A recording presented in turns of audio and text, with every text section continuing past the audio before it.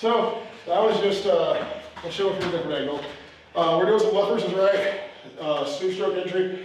What if they, instead of checking or passing, kind of cross do it? So if we're coming in, I'm here. His arm is coming here. So I can't do the normal parry that I would.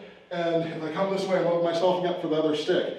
So I'm going to let him win and pull off. I'm going to kind of guard with this jam.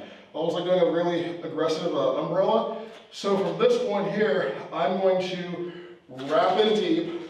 I'm getting this really tight. Think like my elbow to my ribs, right around his elbow, so I can kind of get this armbar-like position. I like to get the armbar if I can, but even if I don't, because I'm doing this hand change, I can either decide to dig this into the collarbone or hit if I want to stay here, or what I'm going to do is I'm going to step through and get a body lock while I have the arm pinned.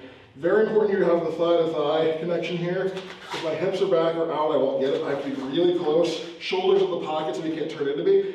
I take his shoulders off his hips and I rotate.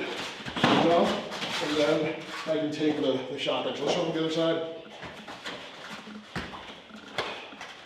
So we go here. 1, 2, 3. Boom. I have to get that aggressive entry. Footwork is the transition to success. You're not moving your feet, you're not training right. So we're here. I get to this point. I can do this to drop him down if I need to, or I can stay high and get the change. This passes over, I get his arm, great. If I don't get his arm, I'm going right for these floating ribs. I have to make sure I'm really close here. From here, I don't want to just pull. I'm running with the elbows, pull to the back to get him broken down. From this, big pivot. Now, if I keep the arm, I can do strips. I can always follow him and get to other things like upper wrench. Lots of options there. That's another video for another day. But basically, let's just do it the other way, right hand versus left hand. So you go ahead. Basically, I want to make sure when I'm entering, when he's here, I'm jamming this. I'm getting in. I'm stepping deep within there. To get outside, that's even better. But I need to get that tight movement to be able to get into this position.